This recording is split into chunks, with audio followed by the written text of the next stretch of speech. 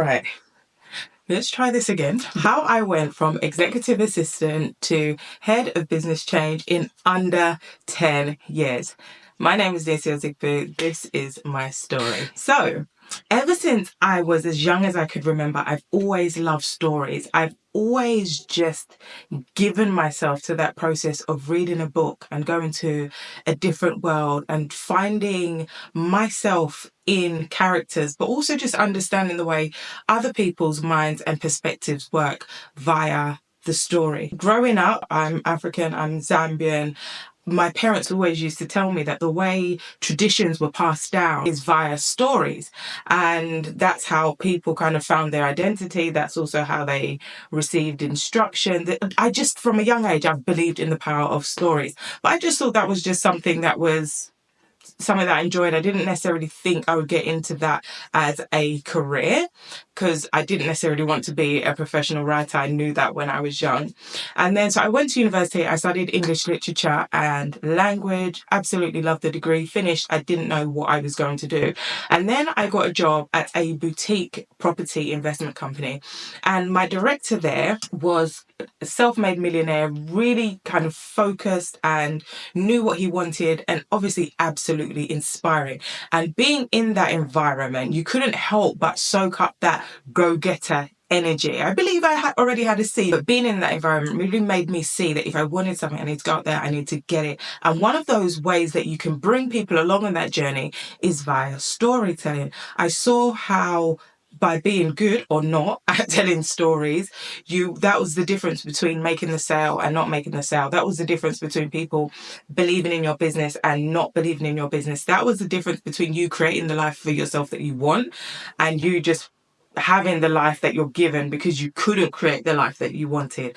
And so I worked there for just over a year, but it was a very small firm. They were transitioning from property investment to estate agency because it was just after the 2009 financial crash. So they were transitioning because banks were not giving 100% mortgages anymore.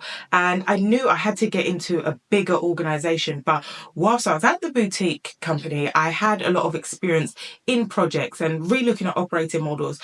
That wasn't my language at the time. I didn't know what I was that was what it was called. I was an executive assistant, but I had all this experience. And so I started looking at the market to see, okay, so what job can I get with all this experience that I have? I wasn't necessarily looking for a particular job title. I was just searching skills and experience, comparing it to my own. And that's how I managed to land a job at the Financial Ombudsman Service. So the Financial Ombudsman Service is, I think, the leading financial regulating, dispute resolution and regulation. It's part of that ecosystem in the UK. So it's a big deal. And I managed to get a job there as an operations manager.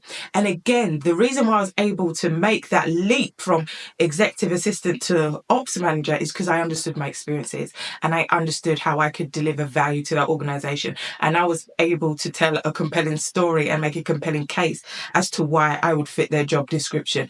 Usually that's not the jump necessarily that people make. And you'll see a theme during my career that because I've been able to understand my experiences and tell a compelling story and connect with the needs of the business, I've been able to take massive leaps in my career, and it's something I continue to do today. So I was at the Financial Ombudsman Service for about 4 years. That's where I got my first official training in change management, and that's when I saw that, oh wow, change management is about taking people on journeys and supporting their transitions within the business. This is exactly what I want to do, and that's when I made that transition. So then I've been in change management roles going forward. I spent about half of my career in the financial services space, so 4 of those years at the Financial Ombudsman Service. Then I spent about a year and a half contracting for Deloitte within a bank. I had my baby during that time, or my first child during that time. Again, just kept building my knowledge, expertise and experience.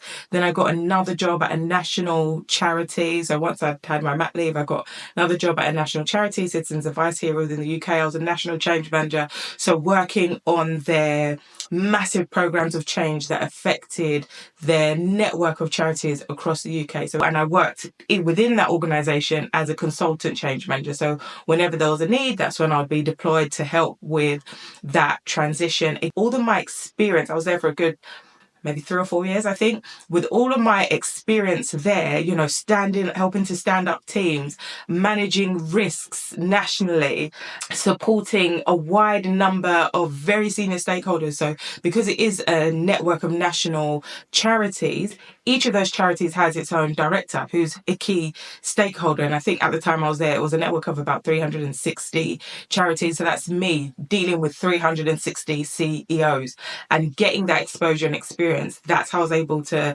make the leap from that to then head of business change. So it feels like a whirlwind because I didn't make many changes. I think there's only about 3 steps between when I was an executive assistant to when I was head of business change. But it's because I was constantly scanning and looking at what's the experience I'm getting? How can I strategically position myself? How do I tell the story of my experience for my next role? That's a massive leap so that they can see that I'm equipped and I'm the best person to do the job. And taking those leaps and speaking to fellow change practitioners, I've seen within our community, there seems to be this coy, shy, I'm going to play down my experience. I find a lot of change managers, unless they've come from really big consulting backgrounds, are quite mild-mannered people and are not too bold in their expression of what they want and what they're doing. And we can be chameleons, a community of chameleons, just trying to slide in and do a good job, but fit in. And I think to a certain extent, it's now doing a disservice to us, most especially within the UK markets. What I have seen is, as I've been working globally, the response to change managers seems to be a lot more receptive and friendly outside of the UK than inside of the UK. And so in the last couple of years, I've been working as a global change consultant, done a couple of ERP transformations, most recently worked at BSI and was the change lead for the first AI regulation certificate that they are producing there. So I believe I'm one of very few change managers in the world who have this experience. And obviously BSI is a globally recognized standard of excellence. So again, really kind of humbled, but also pleased to have been able to gain that experience so early within the AI journey. And I massively believe, again, it's because of this skill of being able to understand what I've done, how it can contribute to the needs of the business, and connecting with people in that way. And this has all started from my love of stories, hearing and reading and understanding, and obviously doing my degree in English literature, and language, so understanding the way language works and using that to my professional and competitive advantage to make sure that each move that I'm making is really strategic and setting me up for success for the next phase. So it's my aim to share those skills with you as change practitioners. Let's go on this journey. Let's create spaces and jobs and environments that we want to be part of, that we can boldly and passionately influence and impact via our skills and our knowledge. Let's stop being a chameleon change community. I think it has its pluses, but that time has been and gone. The pace of change is so aggressive now, and I think we need bold leaders in the change space to be able to take us through this new phase of change management globally. So that's a bit about me. That's my story. I hope you found it interesting. I hope you can see yourself in there somewhere. I'm going to be sharing more about my journey. I'll be sharing this tools and templates that I use, and just let's keep this conversation going. I'm hoping you have enjoyed this video. Let me know.